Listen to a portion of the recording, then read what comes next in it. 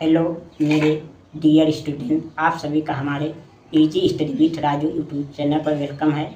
आप सभी विद्यार्थियों का यानी इंग्लिश सीखने वाले दोस्तों का हमारे easy study with Raju YouTube channel पर बहुत बहुत स्वागत है। आप लोगों का आमंत्रण है। आज मैं आप सभी के लिए इंग्लिश का वेरी इम्पॉर्टेंट क्लास लेकर आया हूँ, जो सभी के लिए बहुत ही महत्वपूर्ण होगा और ये आप लोगों को कन्फ्यूजन दूर करेगा। ये क्लास आप लोग को इंग्लिश पढ़ने लिखने और बोलने में बहुत ही हेल्पफुल होगा, क्योंकि इसका प्रयोग इंग्लिश स्पीकिंग में और राइटिंग में बहुत ही महत्वपूर्ण योगदान निभाता है। आज की क्लास में हम सीखेंगे यानी कैन में कुड माइट के प्रयोग में अंतर और इनमें डिफरेंस क्या होता है। इसके थोड़ा सा किस वाक्यों में इनका कन्फ्यूजन होता है कि कहाँ कैन का प्रयोग करें, कहाँ मे का प्रयोग करें, कहाँ कुड का, कहाँ मे का, उस कन्फ्यूजन को दूर करने के लिए इस क्लास को देखेंगे। वैसे मैं आप लोगों को इसका पूर्ण ज्ञान यानी पूर्ण तरह से इसको अलग अलग क्लास में करा चुका हूँ। अगर आप लोगों का यानी कैन मे कुड कैन का ज्ञान नहीं है तो आप लोग हमारे पिछले क्लास को कर देखिए। ये हम बस आप लोगों को इनमें जहाँ कन्फ्यूजन होता है उसे दूर करने के लिए यानी कन्फ्यूजन को क्लियर करने के लिए ये क्लास लेकर आया हूँ। लेकिन क्लास स्टार्ट करने के पहले मैं आप लोग से रिक्वेस्ट और प्रार्थना करता हूँ कि आप लोग हमारे easy study with Raju YouTube channel को सब्सक्राइब करके हमारा प्रेम भरा सपोर्ट कीजिए, हमारा सहायता कीजिए और हमारे फेसबुक और इंस्टाग्राम को फॉलो करके हमारा सपोर्ट कीजिए और हमारे वीडियो का डेली लाइक करिए, शेयर करिए और कमेंट अवश्य करिए। यदि अच्छा लगता हो, आप लोगों को कुछ मदद मिलता हो तो हमें कमेंट करिए ताकि मेरा मनोबल बढ़े, और यदि कोई कमियां हो तो उसे भी बताइए ताकि मैं कमी को भविष्य में दूर कर सकूं और आप लोग के लिए अच्छा क्लास ला सकूं। चलिए आज के क्लास को हम स्टार्ट करते हैं। देखेंगे कि कैन में कुड माइट के यूज में कहाँ कन्फ्यूजन होता है, उस कन्फ्यूजन को दूर करेंगे। चलिए देखते हैं आज की क्लास को। देखिए आज का हमारा क्लास क्या है, यानी कैन में कुड और माइट का प्रयोग में कन्फ्यूजन दूर करेंगे कि इसमें कहाँ एक जैसे वाक्यों में इनका प्रयोग क्यों कैन हो जाता है, कहाँ में हो जाता है, कब कुड और माइट कर सकते हैं। चलिए जानिए। देखिए पहला यानी कैन का प्रयोग हम पोलाइटी परमिशन या रिक्वेस्ट यानी विनम्र अनुमति या निवेदन के लिए कर सकते हैं। उसी प्रकार माइट का भी हम प्रयोग पोलाइट परमिशन या रिक्वेस्ट यानी विनम्र अनुमति या निवेदन के लिए कर सकते हैं। और उसी प्रकार कुड या माइट का भी प्रयोग हम पोलाइट परमिशन या रिक्वेस्ट यानी विनम्र अनुमति या निवेदन के लिए कर सकते हैं। तीनों का प्रयोग एक जैसे होता है, लेकिन हम कहाँ इसका प्रयोग करें कि हमें वाक्य बेहतर लगे, उसका वाक्य बेहतर बने, अच्छी तरह से उसका प्रयोग हो, कौन किसका प्रयोग करे किसका प्रयोग ना करे, ये जानेंगे। देखिए जब हमारा बहुत कम बहुत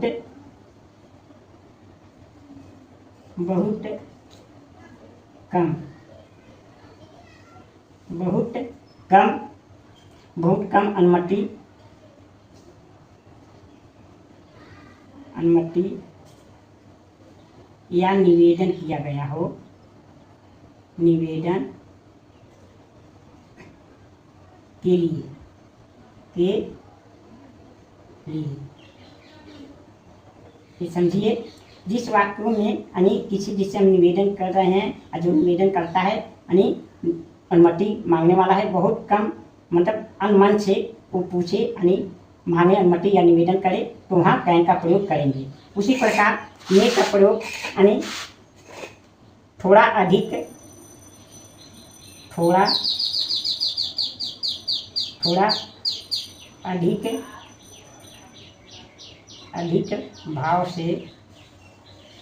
भाव से अनुमति या निवेदन के लिए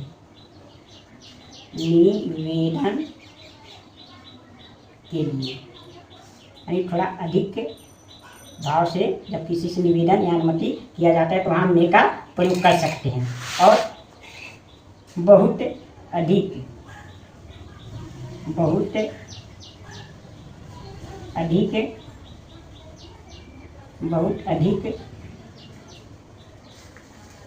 भाव से अनुमति या निवेदन के लिए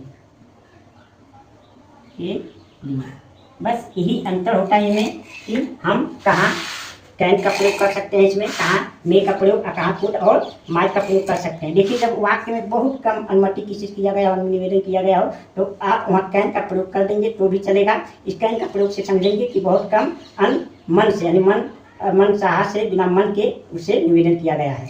और मे का प्रयोग थोड़ा अधिक भाव से, यानी थोड़ा भाव से थोड़ा अधिक निवेदन यानी अनुमति किया रहेगा तो वहाँ मे का प्रयोग होगा।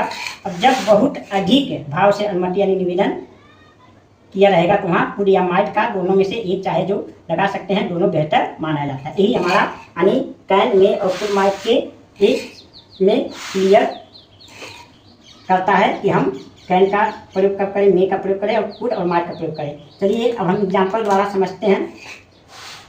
देखिए हमारा एग्जाम्पल क्या है, पहला एग्जाम्पल क्या है, मैं तुम्हारी कलम,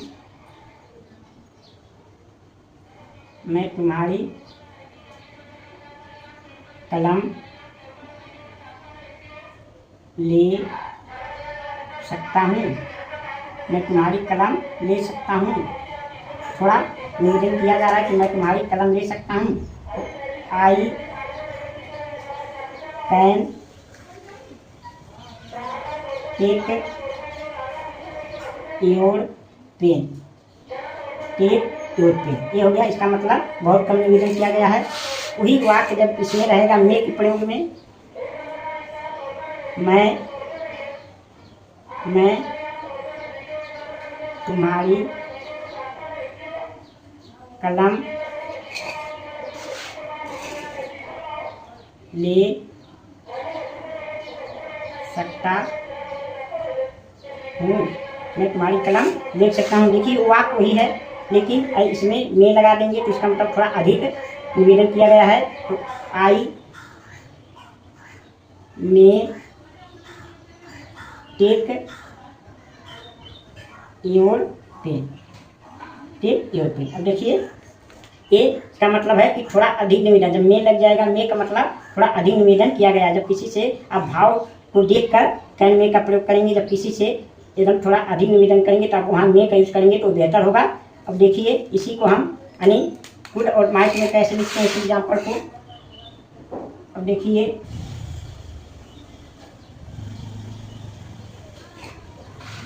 कृपया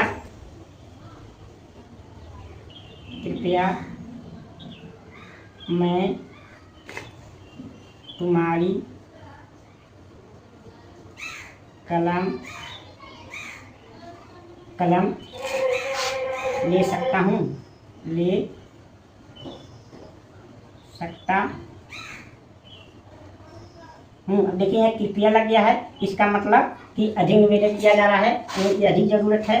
तो यहाँ क्या हम कुड या माइट दोनों में से किसी एक का प्रयोग करेंगे तो बेहतर माना जाएगा। तो देखिए प्लीज आई कुड या माइट दोनों में से कोई भी लगा सकते हैं आप, कुड या माइट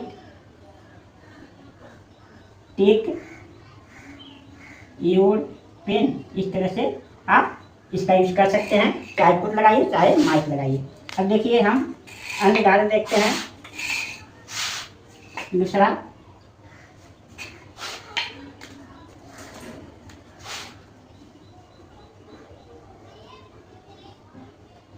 क्या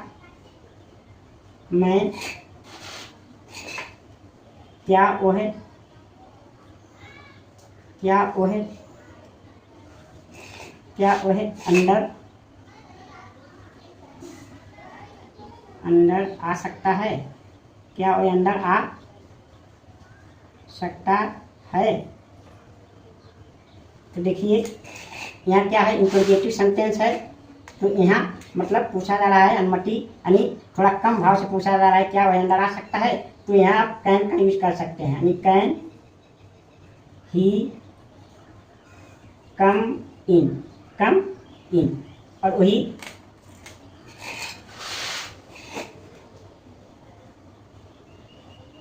क्या वह अब अंदर आ सकता है। अब अंदर आ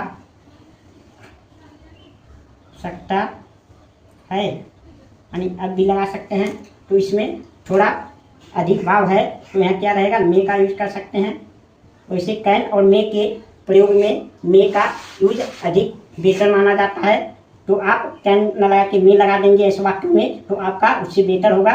तो मे ही कम इन नाउ, इस तरह से होगा। अब यहाँ देखिए कुड या माइट के प्रयोग में तीसरा वाक्य, कृपया क्या वह अब अंदर आ सकता है, अंदर आ सकता है। तो ये अंतर होता है।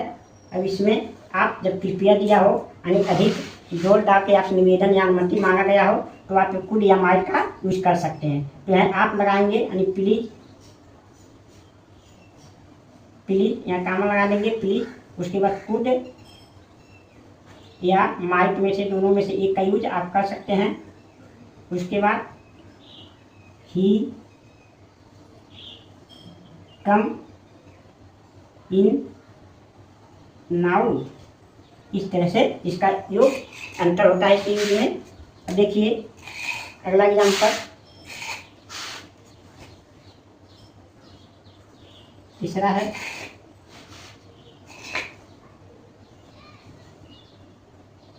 हम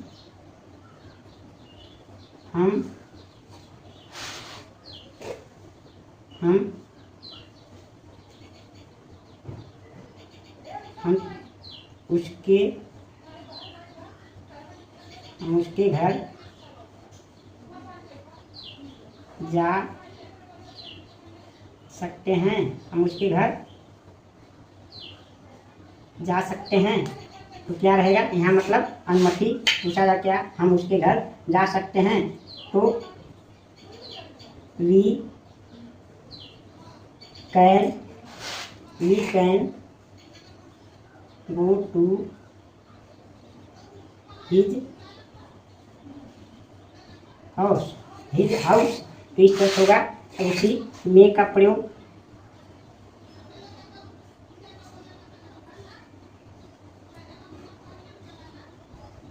हम उसके घर जा सकते हैं। हम उसके घर जा सकते हैं। तो देखिए वी में गो टू हिज हाउस। तो देखिए जब मे का यूज लग गया तो इसका मतलब थोड़ा अधिक अनुमति किया गया है। तो यहाँ मे का यूज लग सकता है, थोड़ा विनम्र भाव अधिक है इसमें निवेदन करने का, तो यहाँ मे का प्रयोग हो गया। देखिए यही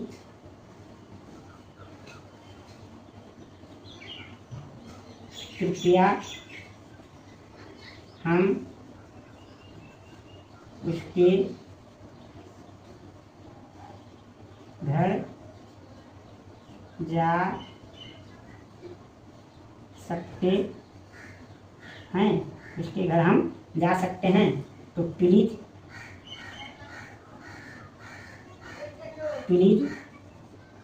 वी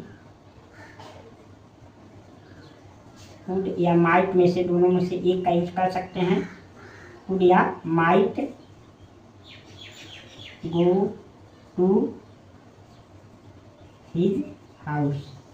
तो ये अंतर होता है यानी कैन में, कुड और माइट के यूज में। जब आपको यानी पोलाइट परमिशन या रिक्वेस्ट दिया गया हो यानी किसी से कुछ निवेदन या अनुमति मांगा गया हो तो आप उसके भाव को समझ के कैन में या कुड या माइट का यूज कर सकते हैं। जब वैसे हम जब किसी से परमिशन यानी पोलाइट अनुमति या निवेदन करते हैं तो कैन और मे के यूज में अधिक मे का यूज बेहतर माना जाता है। आप कैन का यूज ना करके इसमें मे का यूज कर देंगे तो बेहतर होगा। लेकिन आप थोड़ा देख रहे हैं कि भाव में थोड़ा कम निवेदन है तो कैन कर देंगे तभी सही है।